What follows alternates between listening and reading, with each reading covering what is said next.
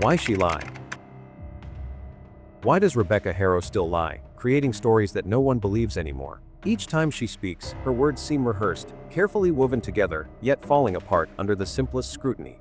From the very first claim of an abduction to the dramatic retelling of an attack that never happened, her narrative has become a mirror of her own fear. Is she trying to shield someone from justice, or herself from guilt? She maintained this illusion even as her partner stood before the judge and confessed. The community no longer asks what happened to baby Emmanuel, but why his mother continues to live inside a lie that fools no one. In this case, deception isn't just a defense. It's a window into the mind of a woman who may believe that control over the story is the only control she has left. When I first encountered the story of 7-month-old Emmanuel Haro, we were struck not only by the disappearance itself but by the confusion that immediately surrounded it. At the surface, the case seemed like another tragic abduction. However, as layers unfolded, the narrative transformed from a desperate public plea into a disturbing study of deception and avoidance.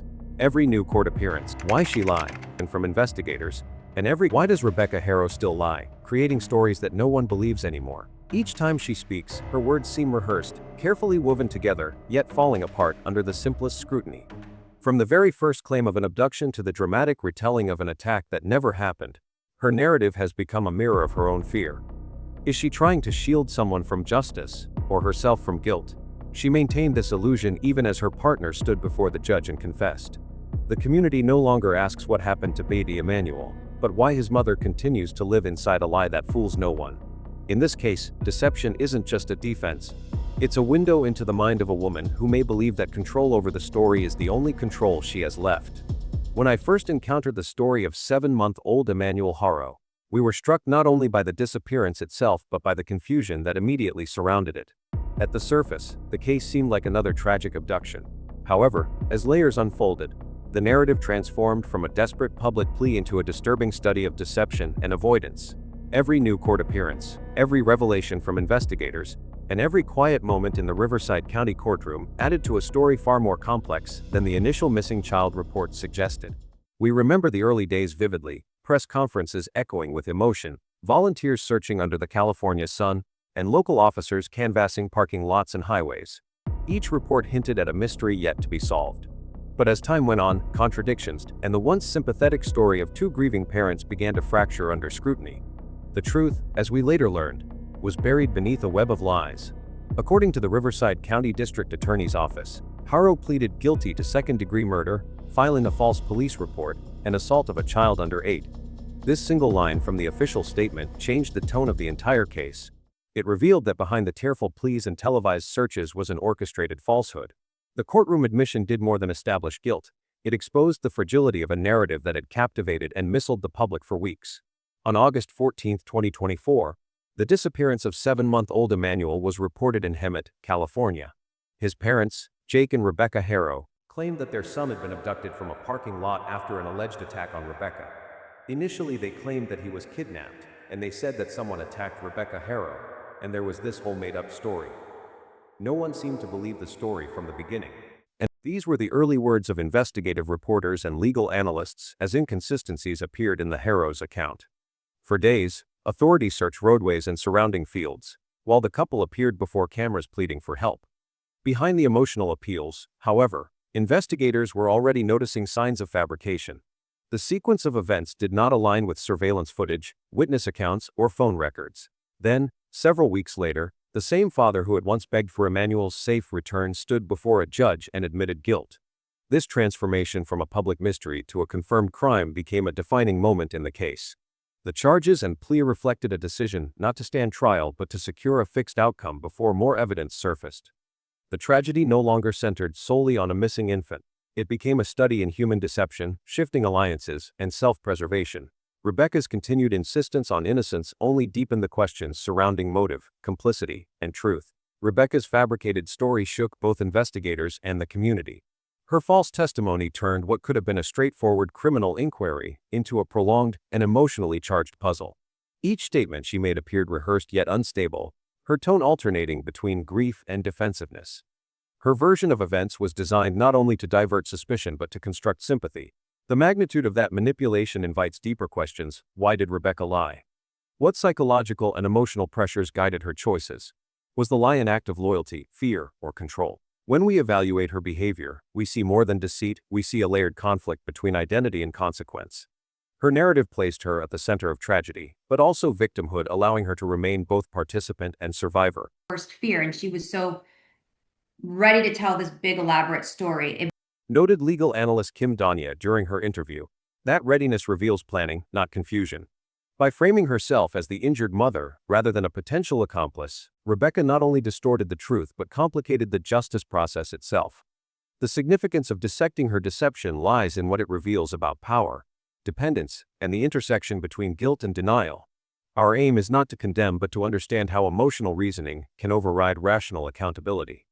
This paper therefore explores the psychological mechanisms that may have led Rebecca to maintain the abduction narrative, even after her partner confessed. It also examines how her actions shaped legal outcomes and public perception, and what those choices might predict about future disclosures.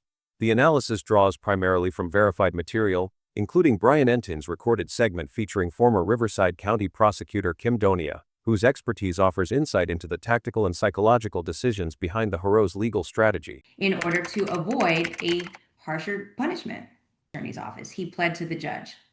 Through her explanation, I identify how confession, denial, and plea behavior interact with underlying motives. I integrate three distinct lenses. First, criminal psychology, focusing on patterns of self-preserving deceit and relational dependency within familial contexts.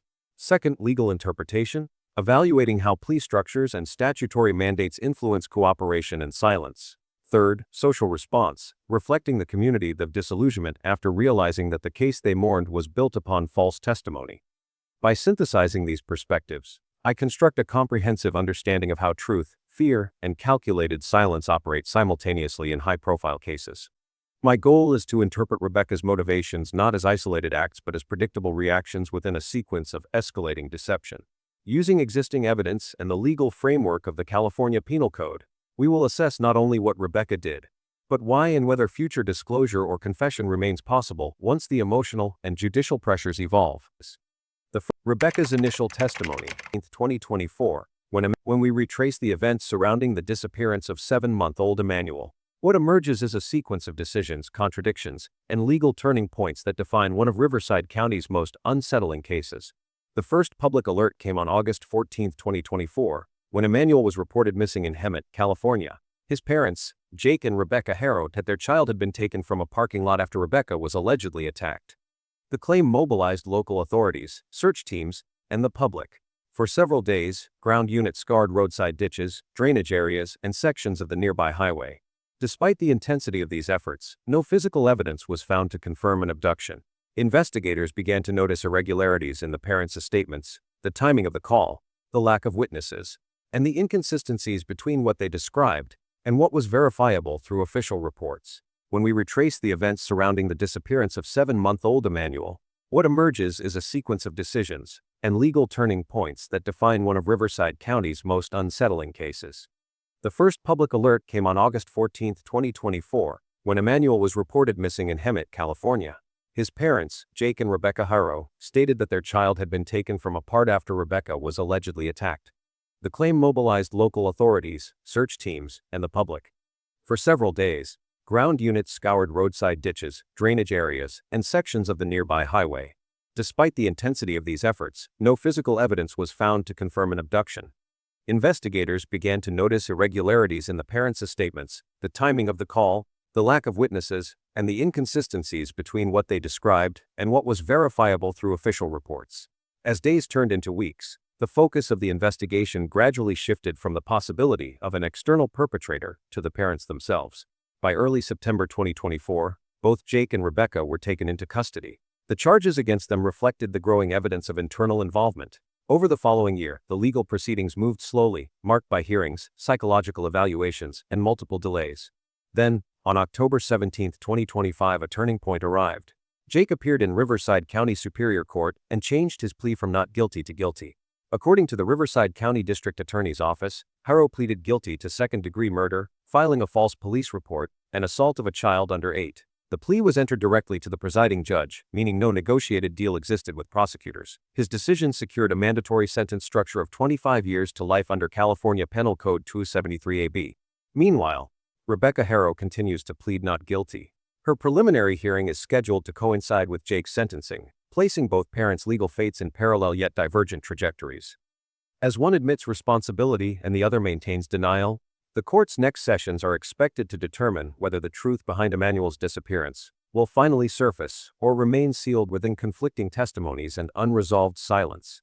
The earliest version of Rebecca Haro's story, it feels less like a statement of fact and more like the opening act of a performance carefully designed to evoke urgency and sympathy. On August 14, 2024, Rebecca told investigators that she had been attacked in the parking lot of a Walmart in Hemet between 2:00 and 3:00 p.m. She claimed that two Hispanic men approached her while she was carrying baby Emmanuel, struck her across the face, and forcibly took the child from her arms. According to her, the men then fled the scene in a black SUV, leaving her bruised, bleeding, and screaming for help. She described one man as tall with dark clothing, the other shorter with a visible tattoo on his hand, insisting that everything happened within seconds. Her tone during questioning was urgent, emotional, and filled with specific details that, at first glance, seemed convincing. She pointed to marks on her face and small scratches on her hands as evidence of the assault, suggesting that she had fought back. The description of her injuries matched what one might expect from a brief physical struggle, but their placement and severity raised quiet doubts among responding officers. There were no eyewitnesses, no surveillance footage of a struggle, and no immediate signs of disturbance in the area. The supposed getaway vehicle, the black SUV, was never captured on any nearby cameras despite several positioned at entrances and exits. From the first hour of investigation, officers had to note that something in her narrative did not align with the observable facts. Her 911 call, made minutes after the alleged incident, was emotional but inconsistent. She alternated between claiming she was attacked while walking toward her car and saying she had been loading groceries when the men appeared. Detectives documented that her account shifted slightly each time she repeated it, sometimes adding new details, sometimes omitting others. The location she pointed to in the parking lot showed no tire marks, no signs of struggle, and no personal items dropped during a supposed confrontation. Within 24 hours, investigators had already begun treating her as a potential source of misdirection, rather than as a victim of an external crime. As the description of the attackers became the most scrutinized aspect of her story, officers conducted area canvasses, interviewing employees, customers, and nearby drivers. No one reported seeing Rebecca attacked or any child being taken. The black SUV central to her version of events did not appear in the traffic cameras reviewed by detectives. The only consistent element in her statement was the timeline, fixed around mid-afternoon, yet even that was undermined by conflicting cell phone data and receipt timestamps. Each contradiction added weight to the growing theory that the abduction never occurred. During the broadcast analysis of the case, former prosecutor Kim Donia referred to Rebecca's statement as an elaborate fabrication. That phrase captures the precision with which Rebecca constructed her illusion. It was not a hasty invention under panic, it was deliberate, sustained, and emotionally performed. Her willingness to describe injuries, invent suspects, and weave plausible sensory details indicates a psychological motive that extended beyond immediate fear. She appeared to believe that the more dramatic her account, the more believable it would seem. By the time investigators publicly acknowledged their doubts, Rebecca's narrative had already collapsed under its own contradictions. The absence of any supporting evidence turned her vivid description into a clear indicator of deceit. What had begun as a mother's cry for help had transformed into a carefully managed act of evasion. In retrospect, the statement stands not as a record of a crime committed against her, but as the first step in concealing one. Her words became the scaffolding of an illusion, a fragile structure that could not withstand the weight of truth once scrutiny began. There's been searches in Riverside County. There was video of them searching near a highway. Those searches were extensive, lasting several days, and they pulled manpower away from what would later become the central focus of the parents themselves. Every hour spent chasing the phantom black SUV or interviewing non-existent witnesses was an hour lost in uncovering the truth. I remember how these efforts unfolded with methodical precision. Teams with cadaver dogs were deployed to large tracts of land. Roadblocks were set up. Waste management companies were contacted to inspect collection routes. Yet all these measures were based on a fabricated story. The time lost created both logistical and emotional costs. Investigators who had initially believed they were rescuing a living child realized they had been working under a false premise. This shift, from hope to betrayal, shaped the tone of every subsequent decision in the case. The public reaction was equally intense. Once the truth began to surface that the abduction was invented, the collective grief of the community turned into anger. Volunteers who had searched in the summer heat felt manipulated. Local residents who had offered assistance and comfort to the Haros now demanded accountability. People expressed disbelief at how convincingly Rebecca had portrayed herself as a victim. The discovery that the elaborate story was not an act of panic, but a sustained lie, caused a wave of outrage. Vigils that had once been in hope of finding Emmanuel transformed into moments of silence filled with disillusionment. The emotional cost of the deception became as significant as the legal one. From a judicial standpoint, the false testimony became a cornerstone of the false police report charge. The Riverside County District Attorney's Office confirmed that Jake Haro ultimately pleaded guilty to filing a false police report, among other charges. The legal implications for Rebecca were equally serious. Every fabricated statement she had made, every invented description, became evidence of obstruction. By constructing and maintaining a false scenario, both parents had interfered with law enforcement and wasted substantial investigative resources. What makes this particularly striking is how Rebecca's actions undermined her own credibility even before trial. Once investigators confirmed the inconsistencies, her future defense weakened considerably. The prosecution could now demonstrate a clear intent to deceive. Her false statements not only slowed justice, they ensured that every future word she spoke in court would be met with skepticism. In the end, her lies reshaped the path of the case. They transformed investigators' compassion into suspicion, redirected legal focus from protection to prosecution, and turned public sympathy into a collective demand for truth. This psychological reasons Rebecca lied. Experts call progressive fabrication builds a fragile. After Rebecca Haro's persistent deception, it becomes increasingly clear that her lies may have stemmed from an overwhelming fear of exposure. The tone of her original statement, the shifting details, and her refusal to retract the fabricated account, even after her partner's confession, all suggest a person trapped in a defensive cycle. We sense not merely an attempt to mislead investigators, but a psychological reaction to the unbearable possibility of personal culpability. The simplest interpretation is also the most haunting. Rebecca may have known, either directly or indirectly, what truly happened to Emmanuel, and every false claim she made was a desperate attempt to shield herself from the legal and emotional consequences of that knowledge. We often see this pattern in cases where individuals fabricate elaborate versions of reality to protect themselves from truth they cannot emotionally process. The instinct to lie in such situations is not always born from rational strategy, it is rooted in panic. Once the lie begins, it demands reinforcement. Each repetition becomes an act of self-preservation rather than deception for its own sake. This psychological mechanism, what experts call progressive fabrication, builds a fragile inner narrative that replaces reality. It allows the individual to continue functioning while suppressing the awareness of what they fear to confront. In Rebecca's case, her persistence, even after Jake's guilty plea, reveals how deep this mechanism had taken hold. Emphasizing not only preparation but emotional detachment, we see in her behavior the familiar signs of someone who has accepted the lie as part of their identity. To admit the truth would mean identity entirely, leaving her exposed not only to punishment but to moral collapse. Psychologically, fear of discovery often manifests as control over narrative. By shaping how others perceive the event, the individual creates a temporary sense of safety. The more implausible the truth becomes, the more secure they feel behind the illusion. Rebecca's refusal to alter her story even as it crumbled reflects a deep need to maintain that illusion until the very end. Her actions, therefore, cannot be understood merely as deceit but as the final expression of a mind cornered by guilt and unable to face the reality it helped construct. When we look closer at the dynamics between Jake and Rebecca Haro, we begin to understand how manipulation can shape every action, word, and silence within a relationship. In the interview, Kim Donia described Jake as a manipulator. 13M10's a characterization that captures the quiet authority he seemed to exert not only over his partner, but also over the narrative that unfolded in public. We sense a pattern of dominance and control, expressed not through overt commands but through psychological pressure, persuasion, and emotional conditioning. Rebecca's lies, though her own, may have been born in an environment where submission felt safer than truth. When we trace their history, the imbalance of power becomes unmistakable. Jake appeared confident, decisive, and at times calculating. Rebecca appeared hesitant, reactive, and dependent. We can imagine that his influence may have framed her understanding of loyalty, transforming honesty into betrayal and silence into protection. Yeah, no, he seems like he's, like you said, a manipulator and somebody who abuses the weak.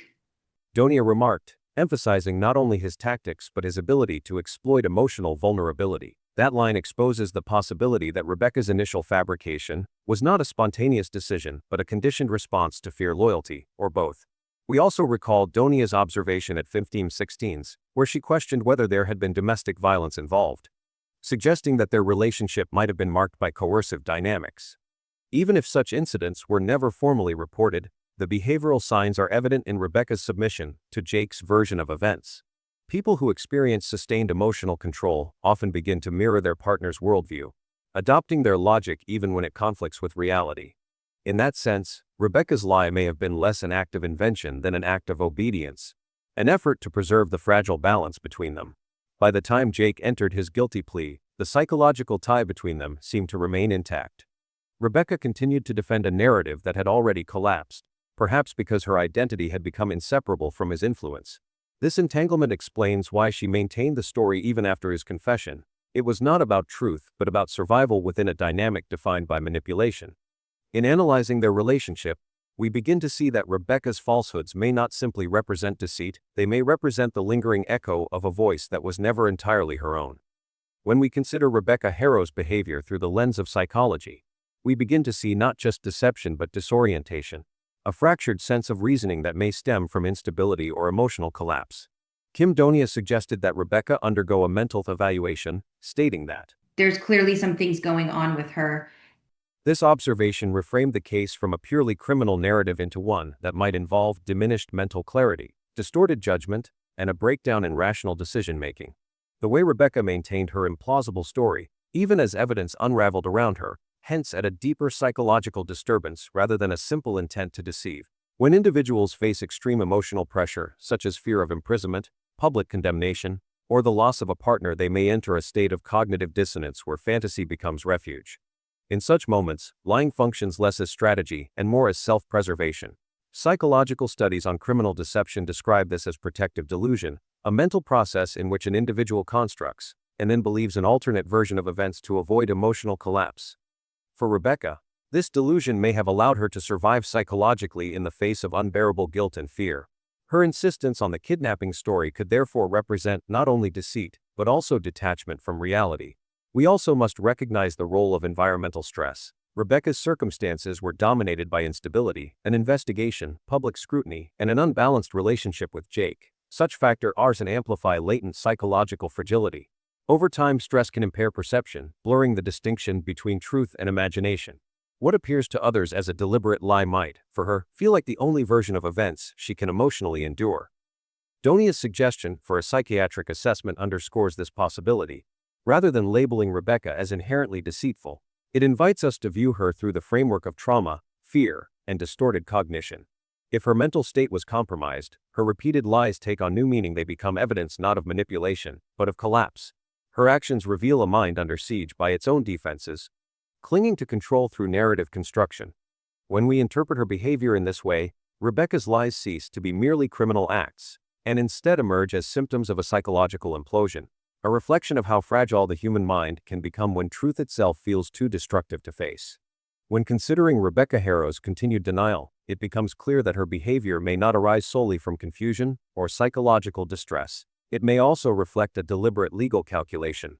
By maintaining her innocence and reinforcing the narrative of an abduction, Rebecca positions herself outside the direct chain of responsibility. This stance mirrors the strategic mindset, So that he can do away with the risk of what's to come because he knows the truth, what he did to that baby.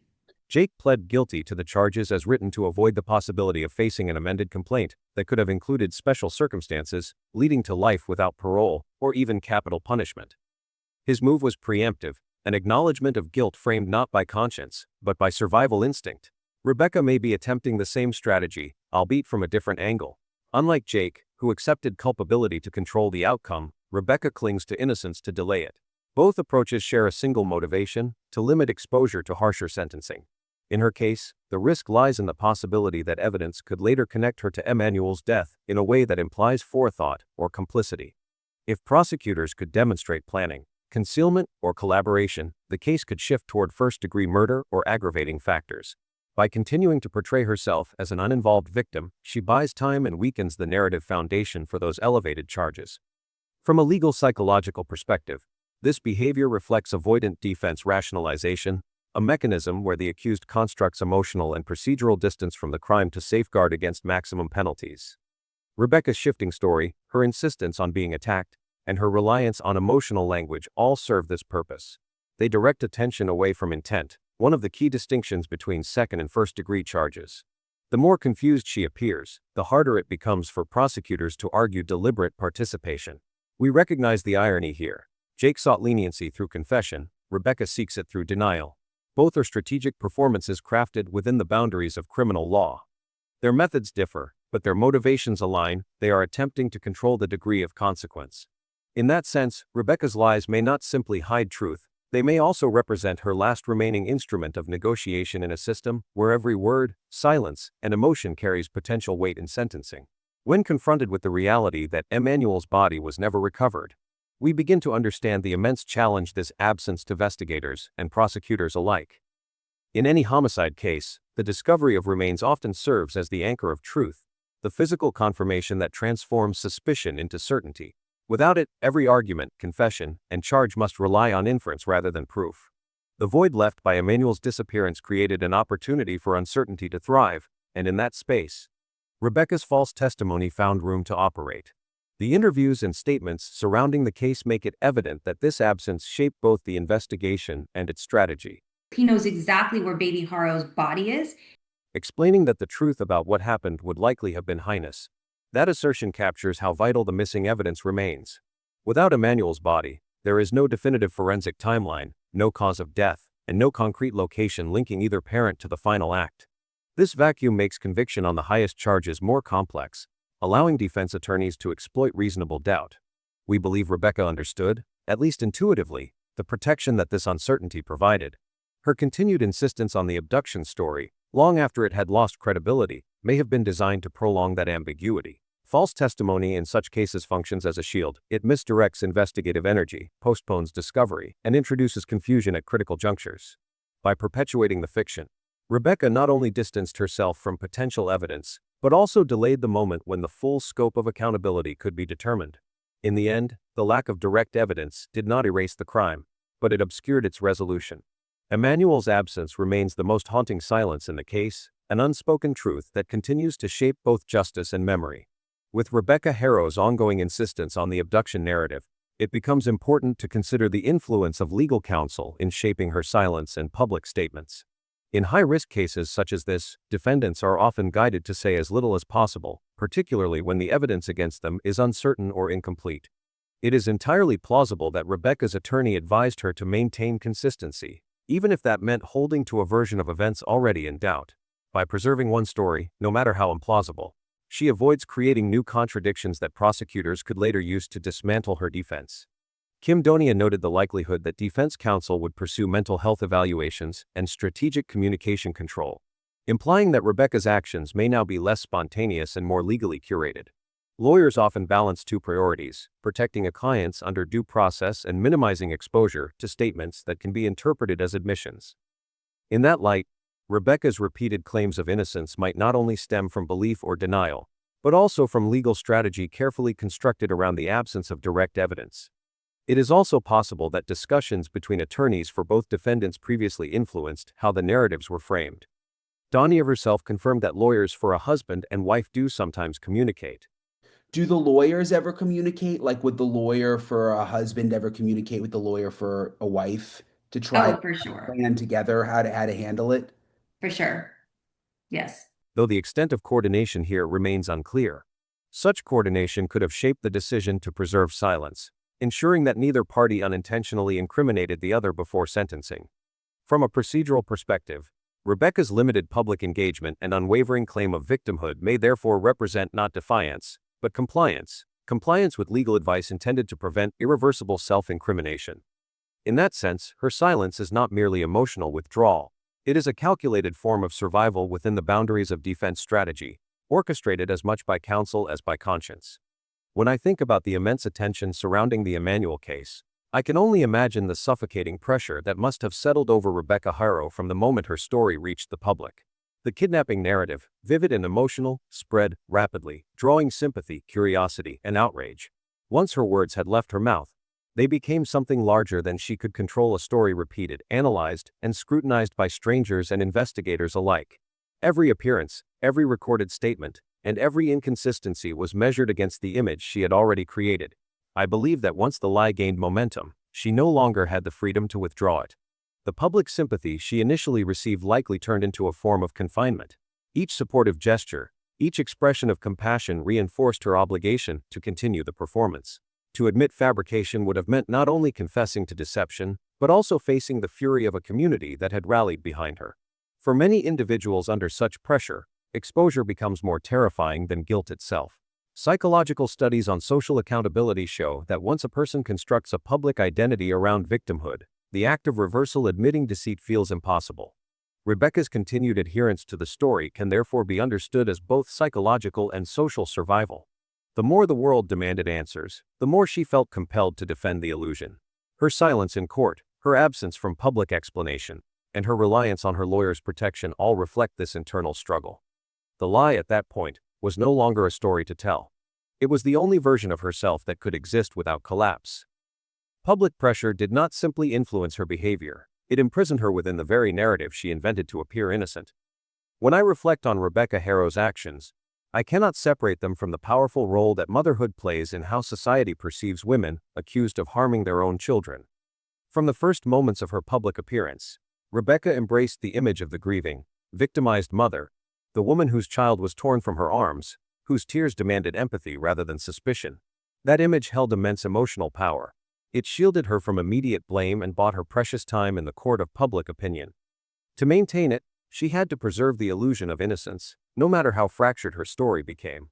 The maternal identity carries expectations of unconditional love and moral purity.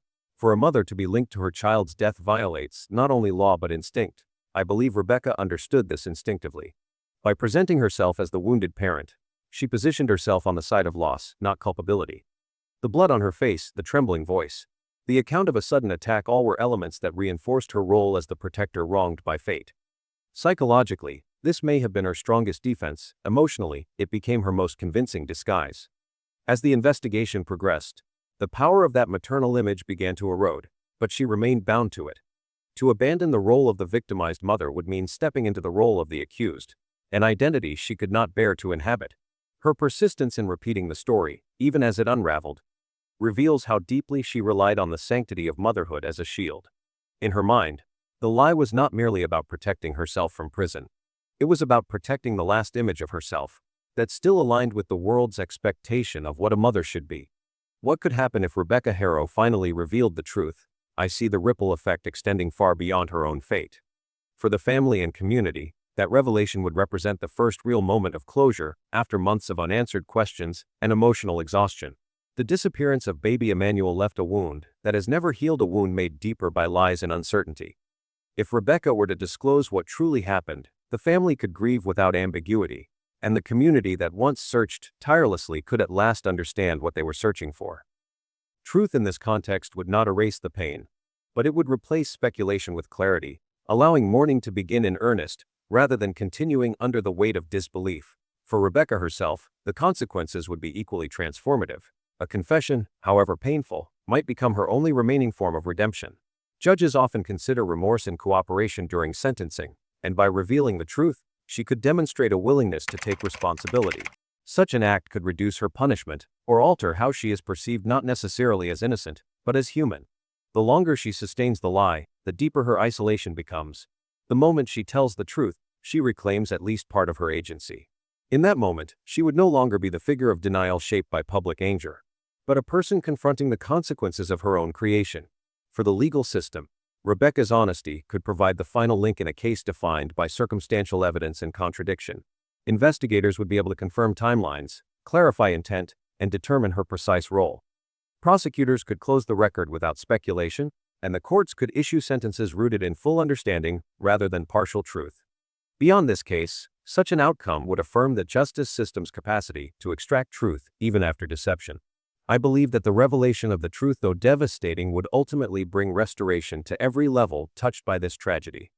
It would mark the moment when lies cease to define the case, when Emmanuel's story becomes whole again, and when silence finally gives way to accountability. That could not comparative and that contradicted. When I look at Rebecca Haro's story through a broader lens, I see that it does not stand alone.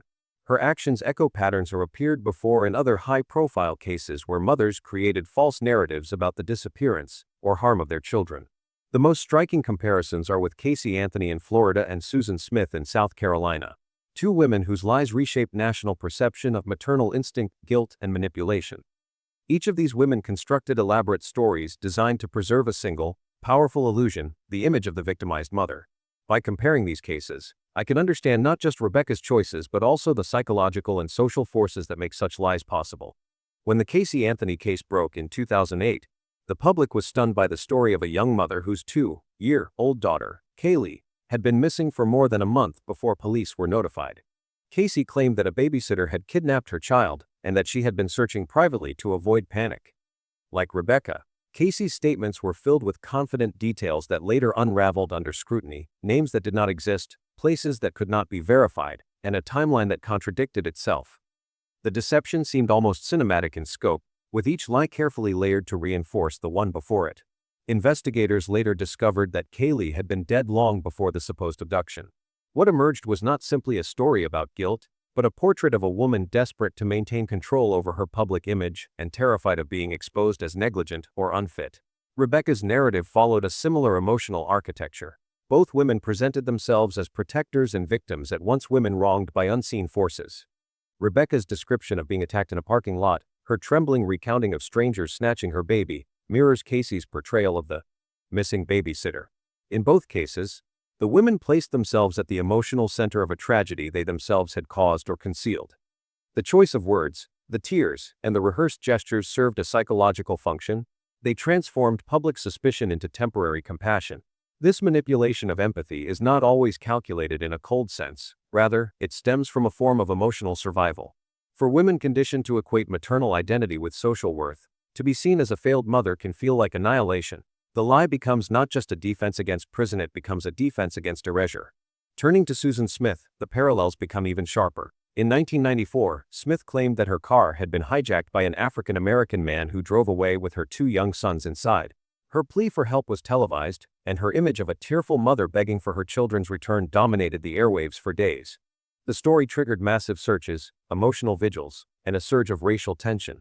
9 days later, Smith confessed that she had fabricated the entire story and that her children were in fact dead, drowned in the lake where she had pushed her car. The similarity to Rebecca's version is chilling. Both women described attacks by anonymous men, both emphasized chaos and fear, and both used racialized details as narrative camouflage. In each case, the lie served a dual purpose. It distanced the mother from suspicion while redirecting the moral burden toward an invented aggressor. When I compare these cases, I notice that their lies follow a structural rhythm, an act of harm followed by denial, then a constructed fantasy that transforms guilt into victimhood. The pattern is strikingly consistent. First, the storyteller creates a narrative of interruption, an unexpected event that violently disrupts normal life. Second, she inserts a substitute villain, someone external who embodies all the danger she wishes to project outward. Third, she invokes publicity, positioning herself as the injured party.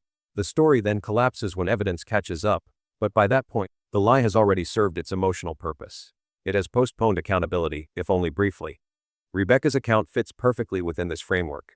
Her invented attackers, her supposed injuries, and her claim of fighting back all reflect the same mechanism that Susan Smith and Casey Anthony used. Yet Rebecca's case adds another dimension, the presence of a manipulative partner. Unlike Casey and Susan, who appeared to act alone, Rebecca existed in a shared narrative controlled by Haro. This dynamic complicates her deception. It is possible that she was not merely aiding the behavior of other lying mothers but responding to direct influence and emotional coercion. In that sense, her lie may have been less about personal ambition and more about fear of losing Jake, fear of exposure, fear of being the one left behind when truth arrived. The reaction of society in these 3 cases also reveals a pattern of collective disillusionment. In each, the public initially rallied around the mother, only to turn sharply against her when the truth emerged. The emotional investment of the community transforms into moral outrage, a phenomenon psychologists call betrayal recoil. The deeper the sympathy, the harsher the eventual condemnation. Casey Anthony was vilified after her acquittal. Susan Smith remains one of the most hated figures in American criminal history. And Rebecca now faces similar scrutiny as details of her deception come to light. This pattern illustrates how public compassion is conditional. It thrives on innocence but collapses under manipulation. There is also an ethical dimension worth exploring. These women's lies do more than obstruct justice, they erode collective faith in genuine victims. When a mother invents an abduction, The next real victim's cries for help may be met with skepticism. Every fabricated story, therefore, carries a social cost that extends far beyond the courtroom. In that light, Rebecca's deception becomes part of a larger cycle, a recurring tragedy where emotional desperation undermines the credibility of maternal suffering itself. However, I resist viewing Rebecca solely through condemnation. What I see instead is a woman caught within an archetype that has haunted public consciousness for decades. The fallen mother, whose humanity becomes indistinguishable from her crime. Casey Anthony, Susan Smith, and Rebecca Haro each reveal a painful truth about society's expectations. We do not simply demand that mothers love, we demand that they be flawless symbols of virtue. When they fail, even in silence, we strip them of personhood and replace them with myth, either saint or monster.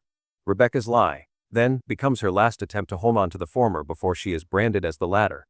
By comparing these cases, I realize that Rebecca's actions cannot be separated from a broader social script that punishes imperfection and rewards performance.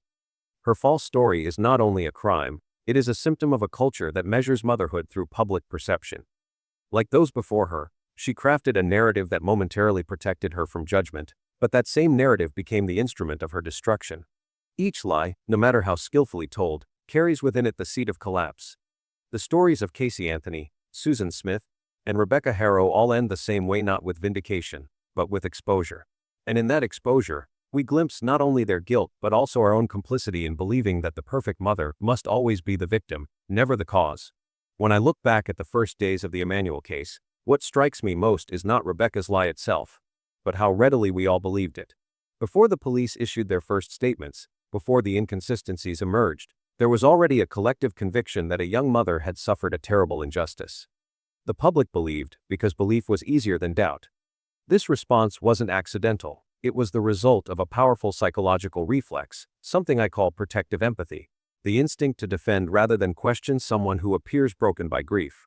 It is the same impulse that makes us reach for compassion before logic, especially when the person suffering is a parent and the victim is a child. Protective empathy works like a social anesthetic. It numbs skepticism. When we saw Rebecca's tearful face, her trembling voice, and the details of her supposed attack, we responded to the emotional cues rather than the factual ones. Cognitive psychologists have long documented how emotional stimuli override critical reasoning in crisis events. The mind interprets visuperus as authenticity, so when Rebecca appeared to be in pain, our collective consciousness coded that pain as truth. This instinct is rooted in our evolutionary psychology. In ancient social systems, trust and empathy toward distressed members improved group survival. But in modern contexts, especially criminal investigations, it can create a collective blind spot. In the first phase of the story, the collective narrative formed almost instantly. People repeated Rebecca's words, visualized her story, and began to fill in details she never said. The community became a mirror reflecting her pain back at her, amplifying it until the lie was no longer hers alone, it was shared. The emotional momentum of compassion insulated her from scrutiny. To question her story too soon felt cruel. Investigators who expressed doubt risked appearing heartless. That's how collective deception takes root. It grows in the space where empathy suppresses inquiry. The second layer of this psychology is what social theorists call emotional contagion, the transfer of feeling across individuals through observation and imitation. When one person expresses sorrow, others unconsciously mirror it. In Rebecca's case, each replay of her statement, each tearful image, reinforced this contagion. The community didn't just believe her story, they felt it. Every public expression of sympathy further solidified the illusion, creating a moral consensus that she was the victim. Once that consensus was established, any contradictory evidence triggered discomfort. People prefer emotional coherence over factual correction, so they ignored warning signs until the contradiction became undeniable. I also see this phenomenon as a reflection of our collective faith in motherhood. Society still treats the image of a grieving mother as sacred. The archetype of the protective mother is so ingrained that when a woman embodies it convincingly, she inherits instant credibility. Rebecca intuitively or perhaps subconsciously understood this. By positioning herself within that archetype, she tapped into a reservoir of cultural sympathy larger than herself. She didn't have to convince the public with evidence, she only had to perform pain. In doing so, she transformed a personal lie into a shared emotional truth, one that temporarily silenced logic in favor of compassion. But every illusion eventually fractures. Once inconsistencies began to surface, the missing witnesses, the absent security footage, the shifting timeline, the same collective empathy that once protected Rebecca began to implode. The emotional energy of the community needed somewhere to go, and it turned into collective outrage. This reversal follows a psychological pattern known as betrayal response theory. The more deeply people believe, the more violently they react when that belief is proven false. Betrayal activates not only anger but humiliation. It exposes our own susceptibility. The public felt deceived, not only by Rebecca, but by their own emotions. They realized they had mistaken performance for sincerity, and that realization carried shame. The collapse of collective belief has a distinct emotional geometry. It begins with sympathy, peaks with doubt, and ends with moral condemnation. We can trace that arc in nearly every public deception case from Susan Smith to Casey Anthony, and now Rebecca Haro. Each began as a narrative of maternal suffering and ended as an indictment of manipulation. The shift from compassion to contempt is not random. It's a form of emotional self-defense. When the truth emerges, people must reassert their own moral clarity by rejecting the person who made them feel foolish. In Rebecca's situation, this dynamic shaped the public discourse around her. At first, her story inspired search efforts, prayers, and solidarity. Later, it provoked fury. The community that once protected her now demanded punishment. It wasn't just about Emmanuel anymore, it was about restoring moral order after emotional chaos. The public needed her guilt to make sense of their own misplaced trust. Psychologically, this transformation is as revealing as the lie itself. It demonstrates how empathy, when unchecked, can swing into vengeance once the illusion is broken. I think Rebecca's tragedy is that she both benefited from and was destroyed by this collective psychology. When she told her story, she triggered exactly the emotional sequence she needed: sympathy, protection, and belief. But once her deception became visible, that same collective energy turned against her with equal intensity. She had activated the social mechanism of empathy without understanding its volatility. By the time she realized the cost, the narrative had already consumed her. From a broader psychological perspective, the Emmanuel case exposes a paradox within modern empathy. We praise compassion as a virtue, yet we rarely examine how easily it can be manipulated. The same emotional openness that makes communities caring also makes them vulnerable to deception. The danger is not empathy itself, but empathy without reflection. When emotion dominates reason, lies become indistinguishable from truth until the collapse comes, and by then, trust is already broken. Rebecca's story teaches me that collective deception is not sustained by a single liar, it is sustained by the willingness of many to believe. She did not hypnotize her community, they hypnotized themselves through shared emotion. Her tears became a mirror in which the public saw their own goodness reflected back, and that illusion felt too comforting to challenge. When the truth finally surfaced, it was not just her image that shattered, but the public's faith in its own moral instincts. In the end, the psychology of collective deception is not about one woman's lie. It's about the fragile relationship between emotion and truth in human society. We want to believe the suffering mother because belief makes us feel compassionate. But compassion, when detached from discernment, can become complicity. Rebecca may have started the deception, but it was our empathy that allowed it to breathe, grow, and finally collapse under the unbearable weight of reality. Legal and media. When I think about the role of the media in the Emmanuel case, I see how the story evolved from a local tragedy into a collective narrative shaped, framed, and amplified by the lens through which it was told. The first images we saw of Rebecca were not legal documents or court transcripts. They were headlines, photos, and brief video clips. In those few seconds of visual storytelling, her identity was already defined. She wasn't presented as a suspect or even as an unreliable narrator. She was introduced as a mother in crisis. That framing became the architecture of the entire narrative that followed. The relationship between media and truth is never neutral. Every camera angle, every headline, and every sentence carries an implicit moral message about who deserves empathy and who deserves suspicion. I've come to realize that the first framing often becomes the emotional baseline of public perception, no matter what the evidence later reveals. In Rebecca's case, this early framing favored compassion. The story fits a familiar cultural template. A young mother, an infant in danger, a sudden act of violence. It was cinematic in structure, and because of that, it felt emotionally authentic. The language of early reporting reflected this tone of urgency and protection. Words like abduction, plea for help, and terrified mother repeatedly in the first few days. These words did not just describe, they instructed. They told readers how to feel. Once the narrative established Rebecca as a victim, later corrections could not undo the imprint. Even when inconsistencies began to surface, the media struggled to shift tone without alienating an audience that had already formed an emotional attachment. The same empathy that clouded public reasoning also influenced the reporters themselves. They too wanted the story to end with rescue, not betrayal. I remember the first turning point, when investigators publicly announced doubts about Rebecca's version of events. The headlines began to harden. Adjectives shifted from devastated to unreliable, from distraught to deceptive. The same images that once invited sympathy were now reinterpreted as evidence of guilt. This transformation in coverage was not simply a reflection of new facts. It was an act of emotional correction. The media had to rebuild credibility with its audience after having led them astray. The tone of outrage that followed served as both moral cleansing and narrative realignment. What fascinates me is how this pendulum swing sympathy to suspicion mirrors the psychological process of betrayal within the public itself. In both cases, emotional energy must find equilibrium. When the truth shatters belief, anger becomes a substitute for shame. Media institutions, feeling complicit in the deception, amplify that anger as a way to restore trust with their audience. The pattern repeats endlessly: first humanize, then expose, then condemn. In Rebecca's case, this process unfolded almost mechanically. When Jake's guilty plea was reported, the focus immediately turned toward her silence, her expression in court, her refusal to speak. Each photograph became an interpretive canvas. Commentators speculated on her thoughts, her body language, her potential strategy.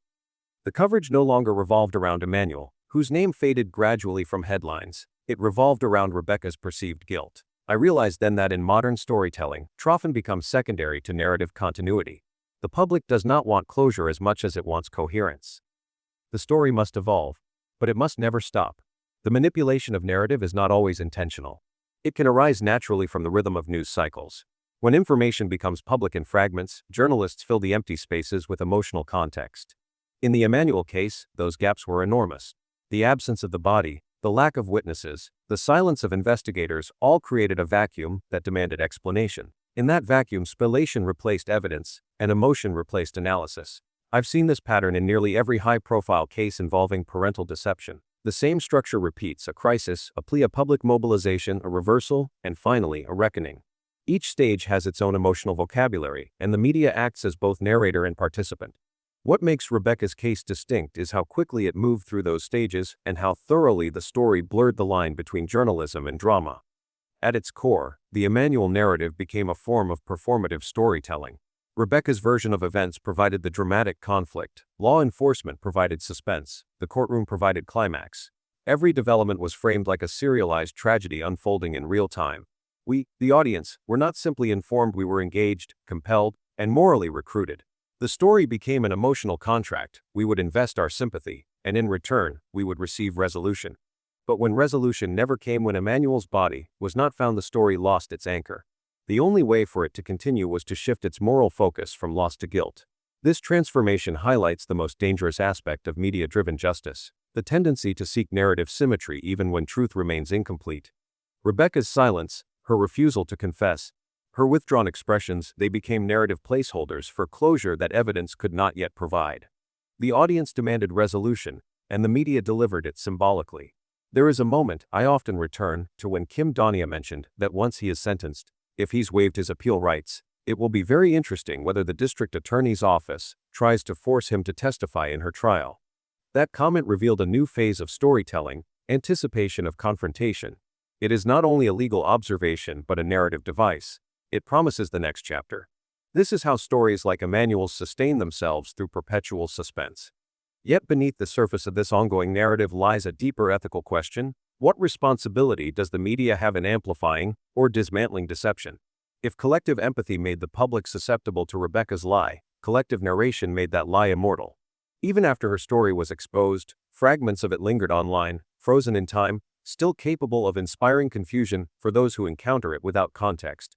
That is the strange immortality of falsehood in the digital age. It never truly dies. It simply becomes archived emotion. When I think of Rebecca now, I see someone who understood, perhaps instinctively, how stories work.